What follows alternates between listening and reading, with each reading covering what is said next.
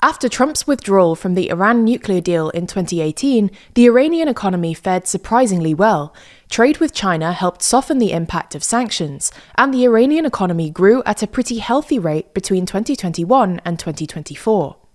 However, in recent months, the tide has suddenly turned. A deep recession looms, and inflation has been so bad for so long that last month, Iran announced it would be slashing 4 zeros off its national currency, which fell to an all-time low last week. So in this video, we're going to look at how Iran's economy is quietly collapsing, and how this might be affecting the regime's strategic calculus.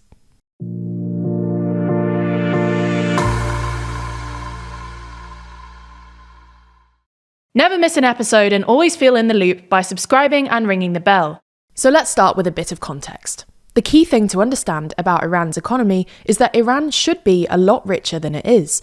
Iran has a GDP of about $400 billion, but its oil and gas reserves are roughly equivalent to that of Saudi Arabia, a commodity-based economy with a GDP of about $1 trillion, while its population is about as large and well-educated as Turkey, a non-commodity economy with a GDP of about $1.1 trillion.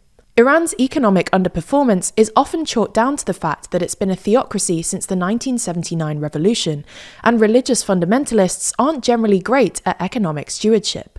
But Iran's economic underperformance actually precedes the 1979 revolution, and there are quite a few continuities between the economic policies of the pre- and post-revolutionary regimes.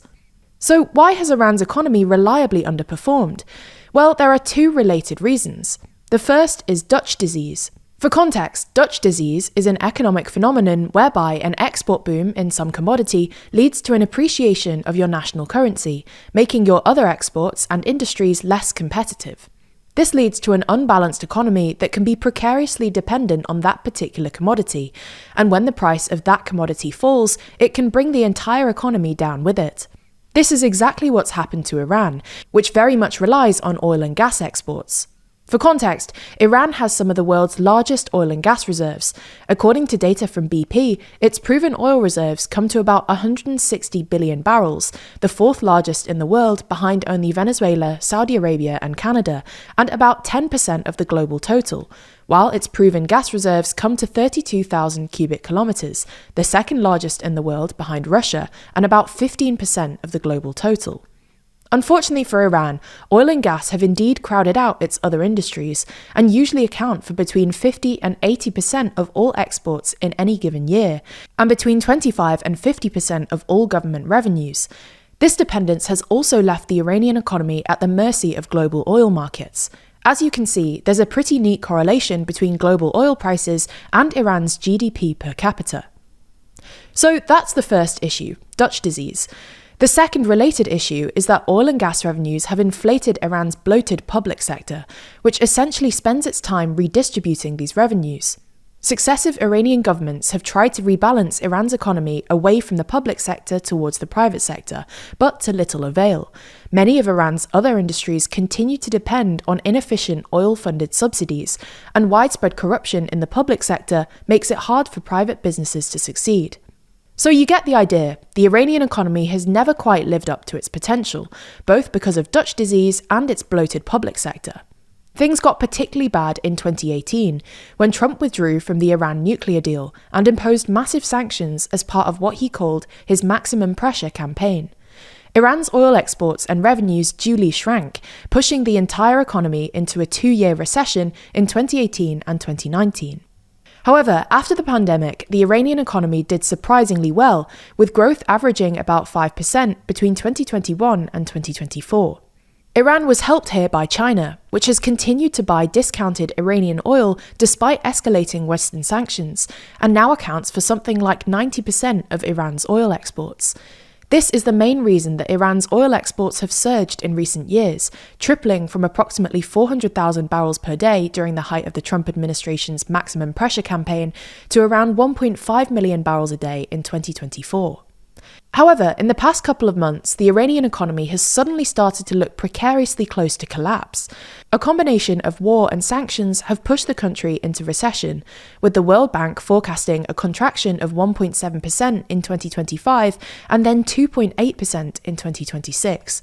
As always, this is in large part because oil exports and revenues are now falling, with exports to China slipping from about 1.5 million barrels per day to more like 1.2 million barrels. This is because of both fresh US sanctions on Chinese importers and new UN sanctions imposed as part of the so-called snapback mechanism, which France, Germany and the UK triggered in late September.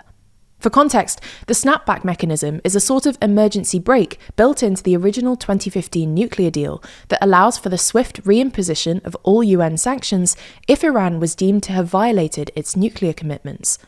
Increased sanctions risk has also meant that Iran has had to sell its oil at a steeper discount than usual, with the discount widening to more than $8 a barrel in December, compared to about $6 a barrel in September and around $3 in March. This all comes on top of falling global oil prices, and effectively means that the price Iran can charge for a barrel of oil has fallen from about $70 in March to more like $50 today. Inflation has also skyrocketed. According to official data, year-on-year inflation was running at 48.6% in October, up from 31.8% at the beginning of this year and the highest since early 2023. Unofficial estimates put the true inflation rate even higher, between 50 and 70%. Persistent inflation means that, in the past 7 years or so, the price of essential goods has risen by more than 1,000%, which is one of the reasons that last month Iran announced a plan to remove 4 zeros from its national currency, the rial. This has all been exacerbated by massive capital flight, as nervous Iranians rush to move their wealth out of the country. The most recent report by Iran's central bank estimates capital flight to be something like $9 billion in the second quarter of this year, the highest outflow ever recorded. This has also put renewed pressure on the rial, which fell to an all-time low of 1.2 million rial against the US dollar last week. You get the idea. Iran's economy is now teetering on the brink of a severe recession, while simultaneously struggling with destabilizing inflation. This might explain why the regime has recently signaled a renewed openness to negotiations with the US over its nuclear program, presumably in the hope of sanctions relief. But this is unlikely to go down well with the more hawkish factions within the Iranian state. Our magazine Too Long is now officially in stock, with this latest issue focusing on the reshaping of the Middle East. In this magazine, we run through each country in the region to discuss how they're rewriting the next chapter of their story, from Qatar's growing global influence, who will govern New Gaza, if Iran could dash for a nuke, or how Lebanon can disarm Hezbollah. This is a region we know a lot of you are interested in, so this latest issue dives deep with our real thoughts on the next era of this often troubled region.